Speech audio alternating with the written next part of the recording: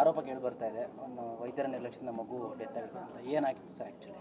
Sir ನೋಡಿ sir, ನಾನು ಇಲ್ಲಿ ಮೆಡಿಕಲ್ ಸೂಪರ್ಡೆಂಟು. ಫಸ್ಟ್ ಅರ್ಥ ಮಾಡ್ಕೋಬೇಕಾಗಿರೋದು, ಪೇಷೆಂಟು ಪ್ರೈಮರಿ ಅಂದರೆ ಫಸ್ಟ್ ಡೆಲಿವರಿಗೆ ಬರ್ತಾ ಇರೋದು.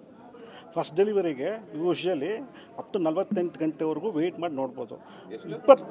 ಕೇಳಿ ಸ್ವಲ್ಪ ಆಯ್ತಾ?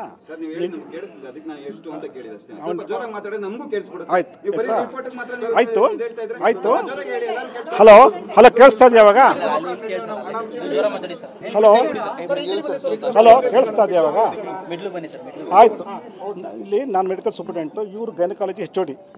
ಗೈನಕ್ ಬಗ್ಗೆ ಸಬ್ಜೆಕ್ಟ್ ಬಗ್ಗೆ ಇವ್ರು ನನಗಿಂತ ಚೆನ್ನಾಗಿ ಗೊತ್ತು. ನಾನು ಅನಸ್ತೆಸಿಯಾ ಡಿಪಾರ್ಟ್ಮೆಂಟು, ಇವ್ರು ಗೈನಕ್ ಡಿಪಾರ್ಟ್ಮೆಂಟು. ನನಗೆ ಗೊತ್ತಿರೋದು ನಾನು ಹೇಳ್ತಾ ಇದ್ದೀನಿ. ಇವ್ರು ಸ್ಪೆಷಲೈಸ್ಟ್ ಅದರಲ್ಲೇ ಡೀಟೇಲ್ಸ್ ಕೊಡ್ತಾರೆ.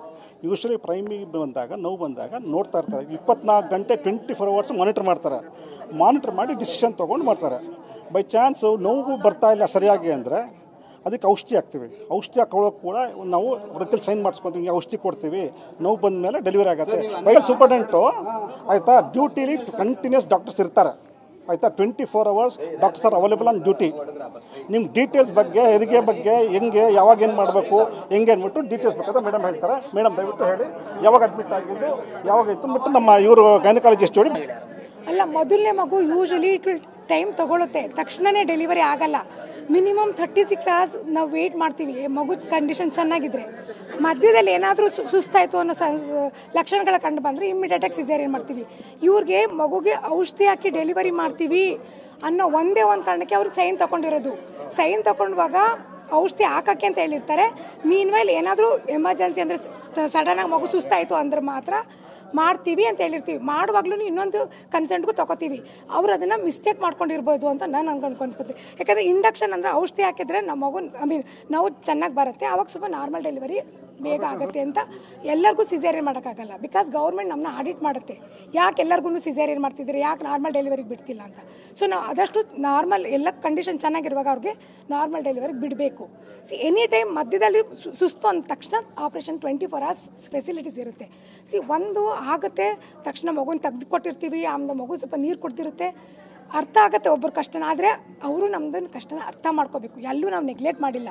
24 ಅವರ್ಸ್ ಇರ್ತಾರೆ. ಅವ್ರ ಪ್ರಕಾರ ಇಲ್ಲಿ ಸೀನಿಯರ್ ಡಾಕ್ಟರ್ಸ್ ಇಲ್ಲ ಅಂತ ಅವರು ಒಂದೆರಡು ಆಪ್ರೇಷನ್ ಮಾಡೋಕ್ಕೆ ಹೋಗಿರ್ತಾರೆ. ಬಂದು ಮೀನ್ವಲ್ ಜೂನಿಯರ್ ಡಾಕ್ಟರ್ ಅವ್ರಿಗೆ ಇನ್ಫಾರ್ಮೇಷನ್ ಕೊಡ್ತಿರ್ತಾರೆ. ಮೇಡಮ್ ಹಿಂಗಿದೆ, ಪೇಷಂಟ್ ಹಿಂಗೆ ಪ್ರೋಗ್ರೆಸ್ ಆಗ್ತಿದೆ.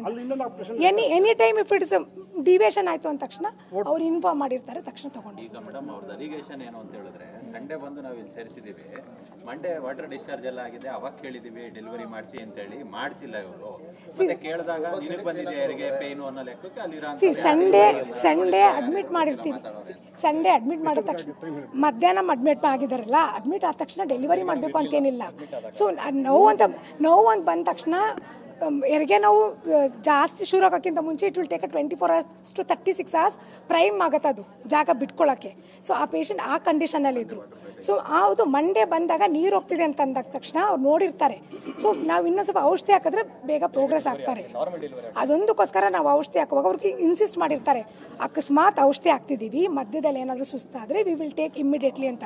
ಅವರು ಅದನ್ನು ಔಷಧಿ ಹಾಕುವಾಗ ಕನ್ಸೆಂಟ್ ಕೊಟ್ಟಿರೋದು. ಸೊ ಎಮರ್ಜೆನ್ಸಿ ಸಿಸೇರಿಯನ್ ಸೆಕ್ಷನ್ ಮಾಡ್ತೀನಿ ಅಂತ ಅಂದರು, ಯಾಕೆ ಮಾಡಲಿಲ್ಲ ಅದಷ್ಟೇ ಅವ್ರದ್ದು.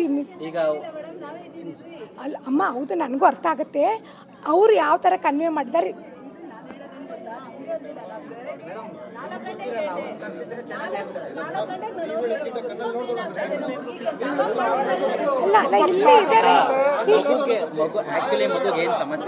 ಮಗುಗೆ ಏನಾಗಿದೆ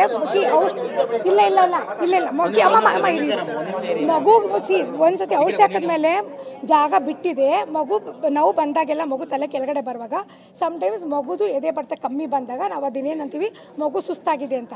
ಸೊ ಅವರು ಅವಾಗ ಯಾವಾಗ ಮಗು ಎದೆ ಬಡ್ತ ಸ್ವಲ್ಪ ಕಮ್ಮಿ ಆಗ್ತಿದೆ ಅಂದಾಗ ತಕ್ಷಣ ಸಿಸೇರಿಯನ್ ತಗೊಂಡಿದ್ದಾರೆ. ಆನ್ ದ ಟೇಬಲ್ಲು ಮಗು ಸ್ವಲ್ಪ ಮೋಷನ್ ಮಾಡ್ಕೊಂಡಿದೆ.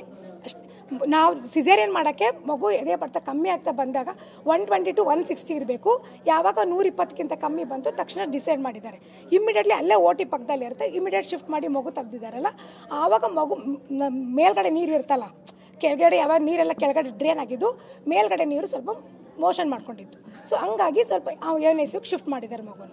ಮಗುವಿನ ನೀರು ಕುಡಿದ್ಬಿಟ್ಟಿತ್ತು. ಅದೇನೇ ಮಗು ನೀರೆಲ್ಲ ಹೋದಾಗ ನಾವು ನೀರು ಹೋಗ್ಲಿ ಬಿಡ್ಲಿ ಮಗು ತಲೆ ಕೆಳಗಡೆ ಬರುವಾಗ ಆಟೋಮೆಟಿಕಲಿ ಸ್ವಲ್ಪ ಮಗು ಉಸಿರಾಡುತ್ತಲ್ಲ ಆವಾಗ ಮಗು ಸ್ವಲ್ಪ ನೀರು ಕುಡ್ದಿದೆ.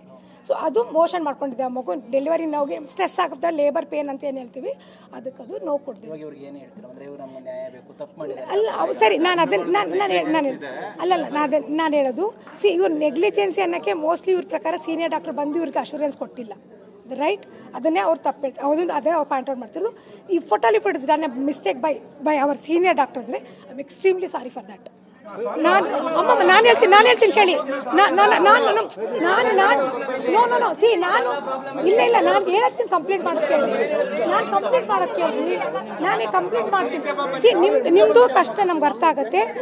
ನಿಮ್ಗೆ ಬಿಕಾಸ್ ಅವ್ರ ಸೀನಿಯರ್ ಡಾಕ್ಟರ್ ನೋಡಿಲ್ಲ, ದಟ್ ಇಸ್ ಆಲ್ ಅಕ್ಸೆಪ್ಟಬಲ್. ಅವ್ರು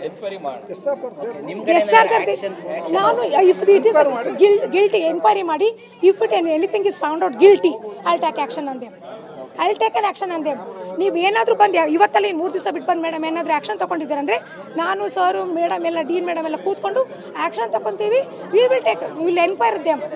ನೆಗ್ಲಿಜೆನ್ಸಿ ಇಲ್ಲ ನನ್ನ ಪ್ರಕಾರ ಅಂದರೆ ನಿಮ್ಗೆ ಇವ್ರೇನಂದ್ರು junior doctor communication gap, maybe it's a communication gap. 24 hours ಡಾಕ್ಟರ್ಸ್ ಇರ್ತಾರೆ ರೀ, ಅದು ಅಸಿಸ್ಟೆಂಟ್ ಪ್ರೊಫೆಸರ್ ಪೊಸಿಷನಲ್ಲಿ ಇರ್ತಾರೆ. ಇವ್ರು ಬಂದಾಗ ನೋಡಿಲ್ಲ, ದಟ್ ಇಸ್ ಅ ಮಿಸ್ಕಮ್ಯುನಿಕೇಷನ್. ಅಮ್ಮ ನಾನು ಒಪ್ಕೋತೀನಿ, ಮಿಸ್ಕಮ್ಯುನಿಕೇಷನ್.